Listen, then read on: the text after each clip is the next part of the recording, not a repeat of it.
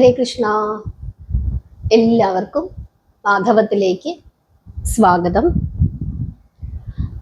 നമ്മൾ മഹാഭാഗവതം കഥാരൂപത്തിൽ കഴിഞ്ഞ 2 മാസങ്ങളായിട്ട് പറഞ്ഞുകൊണ്ടിരിക്കുകയായിരുന്നു.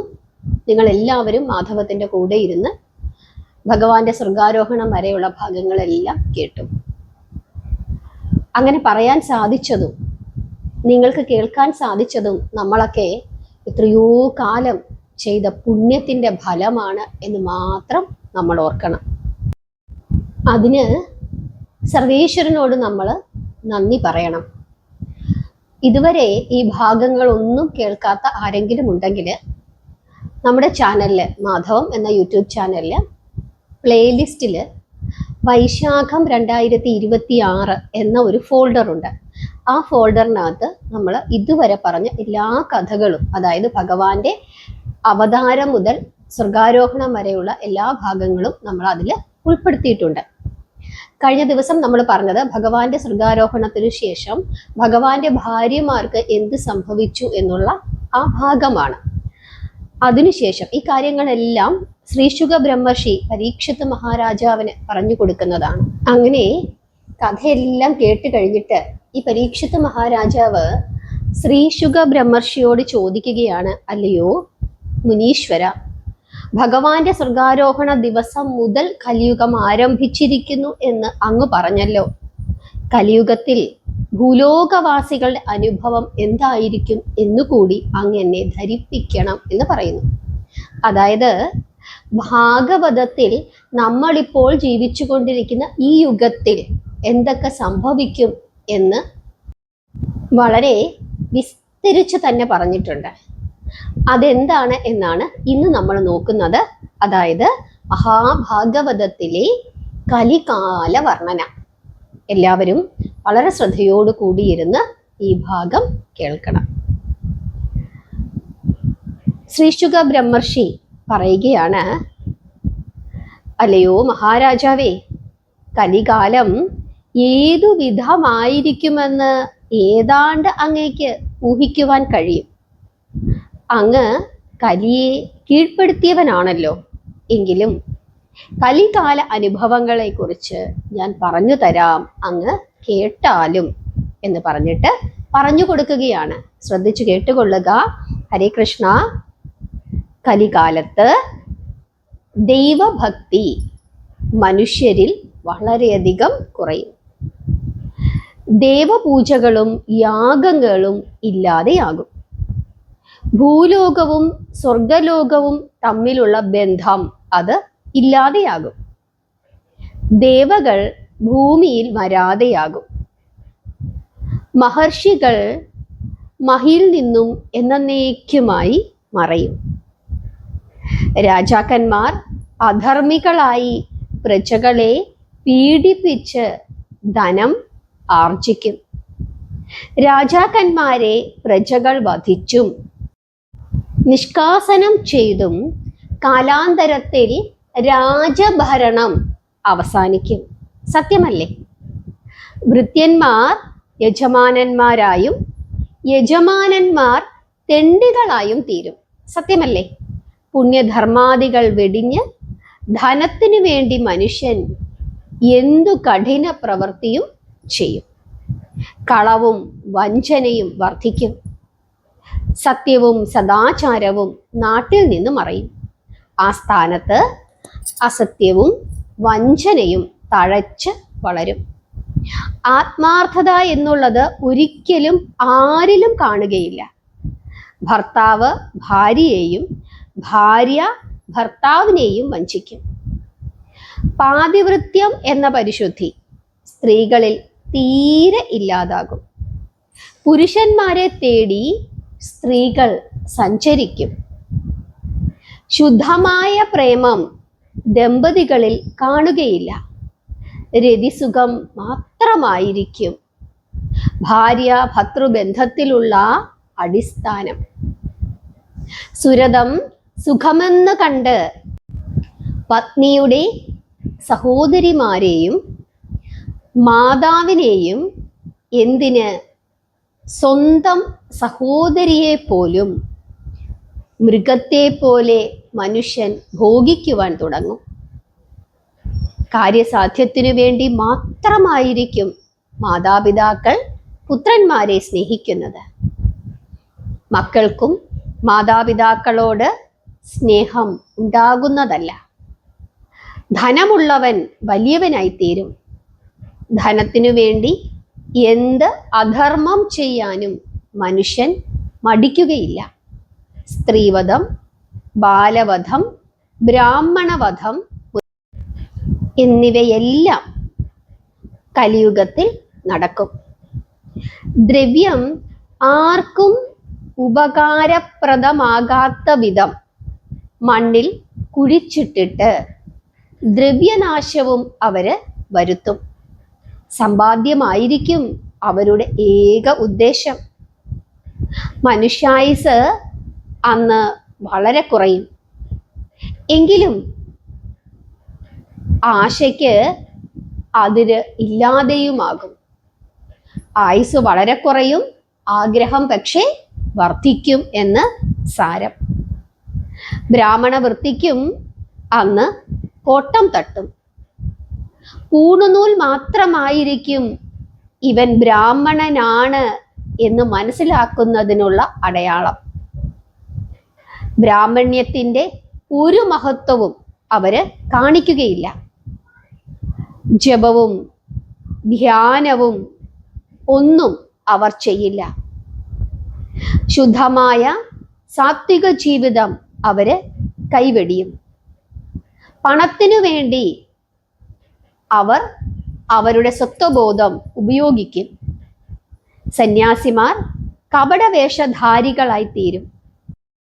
പണത്തിനു വേണ്ടി താടിയും ജടയും വളർത്തി കാഷായവും ധരിച്ച് അവര് തീർത്ഥാടനത്തിനിറങ്ങും. മാദകമായ മദ്യത്തിൽ മനുഷ്യന് ആസക്തി പെരുകും. മധുവും മധുവാണിയും വശീകരണ ഉപാധികളായി തീരും. ഗുരു ശിഷ്യ ബന്ധത്തിന് ശൈഥില്യം സംഭവിക്കും. തരം കിട്ടിയാൽ ഗുരുപത്നിയെ ശിഷ്യനും ശിഷ്യപത്നിയെ ഗുരുവും പരിഗ്രഹിക്കും. പ്രകൃതിയോട് പോലും മനുഷ്യൻ മത്സരത്തിന് തയ്യാറാകും. അതുകൊണ്ട് പ്രകൃതി കോപങ്ങൾ അടിക്കടി ഉണ്ടായിക്കൊണ്ടേയിരിക്കും. കാലാകാലങ്ങളിൽ മഴയില്ലാതെ കൃഷി നശിക്കും. അതുമൂലം ദാരിദ്ര്യം വർദ്ധിക്കും.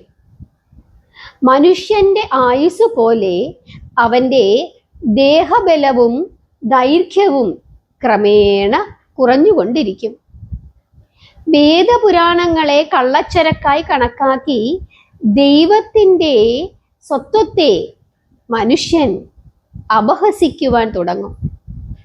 അങ്ങനെ മനുഷ്യൻ കലിയുഗത്തിൽ, പാഷണ്ഡികളായ മനുഷ്യൻ കലിയുഗത്തിൽ വർദ്ധിക്കും. പ്രകൃതി കോപം മൂലമുണ്ടാകുന്ന നാശങ്ങളും അകാല മരണങ്ങളും പലവിധ രോഗങ്ങളും ആ കാലത്ത് കൂടെ കൂടെ ഉണ്ടായിക്കൊണ്ടിരിക്കും. ഭൂമി പണ്ടത്തെ പോലെ വിളയുകയില്ല. വൃക്ഷങ്ങൾ വേണ്ടവണ്ണം കായ്ഫലം തരില്ല. ദാരിദ്ര്യം വർദ്ധിച്ച് എവിടെയും കലാപങ്ങൾ ഉണ്ടാകും. വീടുകൾ അങ്ങാടി പോലെയാകും. കച്ചവടക്കാർ കൊള്ള ലാഭമെടുക്കും.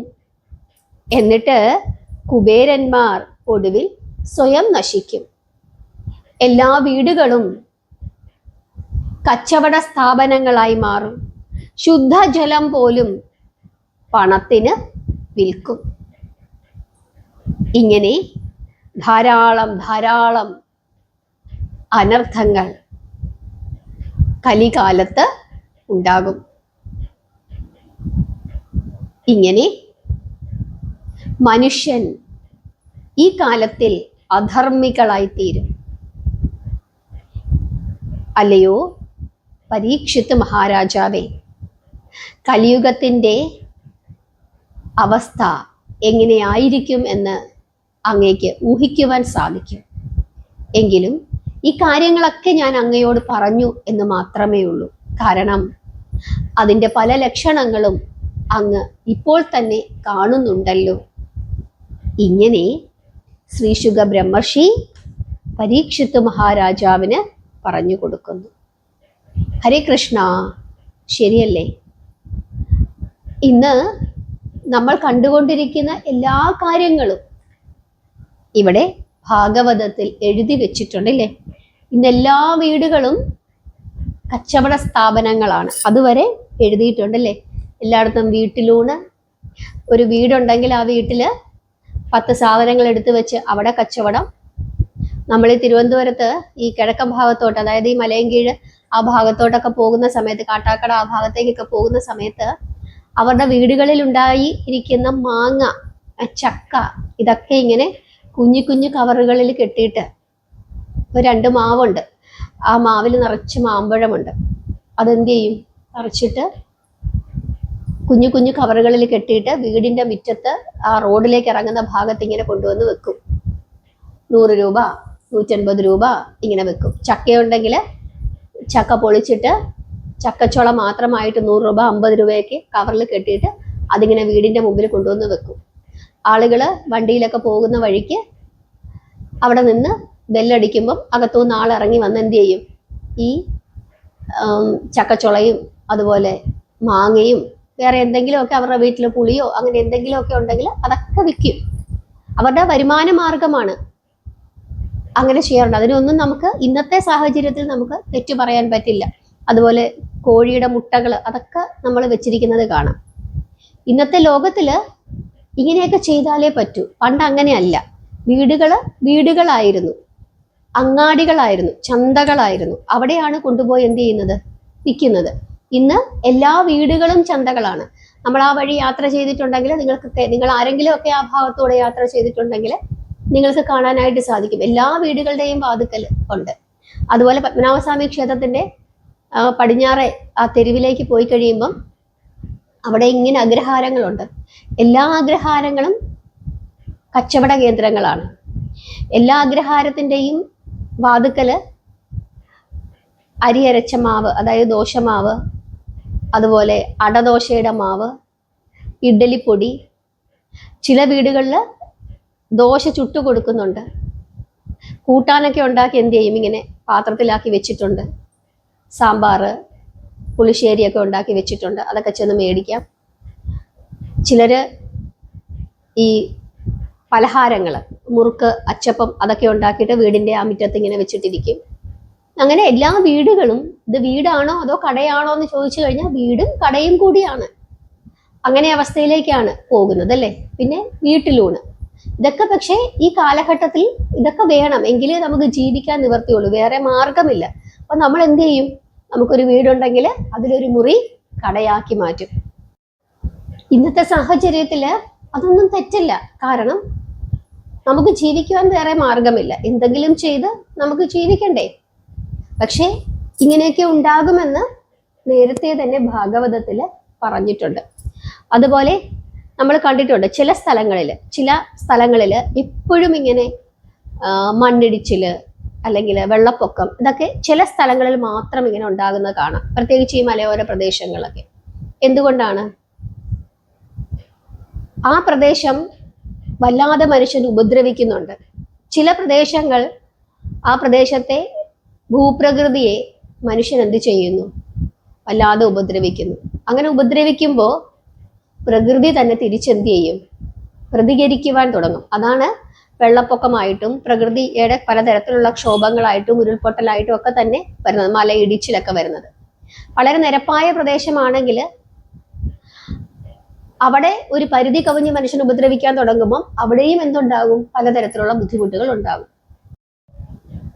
മലഭാഗത്തൊക്കെ പോയിട്ട് മലയൊക്കെ വെട്ടി നിരത്തിയിട്ട് അവിടെ കെട്ടിടങ്ങൾ പണിയുകയും ആ പ്രകൃതിക്ക് യോജിക്കാത്ത രീതിയിലുള്ള കൃഷികളൊക്കെ ചെയ്യുകയും ചെയ്യുന്ന സമയത്ത് പ്രകൃതി എന്ത് ചെയ്യും? കോപിക്കും.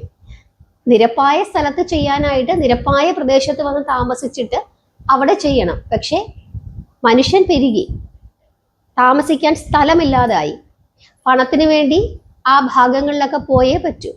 ആ സമയത്ത് അവര് പ്രകൃതിയെ നശിപ്പിക്കുവാൻ തുടങ്ങും. അപ്പൊ എന്താണ് സംഭവിക്കുന്നത്? പ്രകൃതി തിരിച്ച് പ്രതികരിക്കും. ഇതൊക്കെ ഭാഗവതത്തിൽ എഴുതിയിട്ടുണ്ട്. നമുക്കിതൊന്നും മാറ്റാൻ സാധിക്കുകയില്ല. കാരണം അത് ഈ യുഗത്തിന്റെ സ്വഭാവമാണ്. നമുക്ക് ചെയ്യാൻ പറ്റുന്ന ഒരേ ഒരു കാര്യം, നമ്മളായിട്ട് ഇത്തരത്തിലുള്ള കാര്യങ്ങളൊന്നും ചെയ്യാതിരിക്കുക. വീട്ടിൽ വെച്ച് കച്ചവടം നടത്തുന്നതൊന്നും തെറ്റല്ല, കാരണം അത് ഒരു ദോഷമല്ല. പക്ഷെ പ്രകൃതിയെ നശിപ്പിക്കാതിരിക്കുക, കള്ളച്ചൂത് ചെയ്യാതിരിക്കുക, അന്യർക്ക് ദ്രോഹം ചെയ്യാതിരിക്കുക, അതായത് മറ്റൊരുത്തന് ഉപദ്രവം ഉണ്ടാക്കുന്ന കാര്യങ്ങൾ നമ്മൾ ചെയ്യാതിരിക്കുക. അപ്പൊ കച്ചവടം ചെയ്യുന്നത് തെറ്റല്ല, കാരണം ഇന്നത്തെ സാഹചര്യത്തിൽ നമുക്ക് അങ്ങനെയൊക്കെ ചെയ്താൽ മാത്രമേ എന്ത് ചെയ്യാൻ പറ്റൂ, നമുക്ക് ജീവിക്കുവാൻ പറ്റൂ. പക്ഷെ കൊള്ള ലാഭം എടുക്കുകയും മനുഷ്യന് ഉപദ്രവം ഉണ്ടാക്കുകയും ചെയ്യുന്ന സമയത്ത് അതിനൊരു പ്രതിവിധി തീർച്ചയായിട്ടും ഭഗവാൻ നമുക്ക് നൽകും. അപ്പൊ ഇങ്ങനെയൊക്കെയുള്ള കാര്യങ്ങളൊക്കെ ആലോചിച്ച് ശ്രദ്ധിച്ച് നമ്മുടെ ഒരു പ്രവൃത്തിയും അന്യന് ഉപദ്രവം ഉണ്ടാക്കാത്ത രീതിയിൽ ചെയ്ത് പുണ്യങ്ങൾ ആർജിച്ച് മുമ്പോട്ട് പോവുക. കലിയുഗത്തിൽ ഭഗവാൻ പറഞ്ഞിരിക്കുന്നത് നാമജപം ചെയ്യാനായിട്ടാണ്. നാമം ജപിക്കുക. നാമം ജപിച്ചുകൊണ്ടിരുന്നു കഴിഞ്ഞാൽ തന്നെ പകുതി ദോഷങ്ങൾ മാറിക്കിട്ടും. അങ്ങനെ സ്ഥിരമായി നാമം ജപിക്കുന്ന മനുഷ്യന് ഒരിക്കലും അന്യർക്ക് ദ്രോഹം ചെയ്യാനായി പറ്റില്ല. ഭഗവാനെ സ്നേഹിക്കുക, പ്രാർത്ഥിക്കുക, നാമം ജപിക്കുക. നമുക്ക് നാളെ കൽക്കി അവതാരത്തെ പറ്റി ഭാഗവതത്തിൽ എന്താണ് പറഞ്ഞിരിക്കുന്നത് എന്ന് നോക്കാം. അതുപോലെ കർക്കടകം 1 മുതൽ എല്ലാവരും മാധവത്തിന്റെ കൂടെ ഇരുന്ന് രാമായണം കഥാരൂപത്തിൽ കേൾക്കണം, പ്രാർത്ഥിക്കണം, നാമം ജപിക്കണം. ഹരേ കൃഷ്ണ.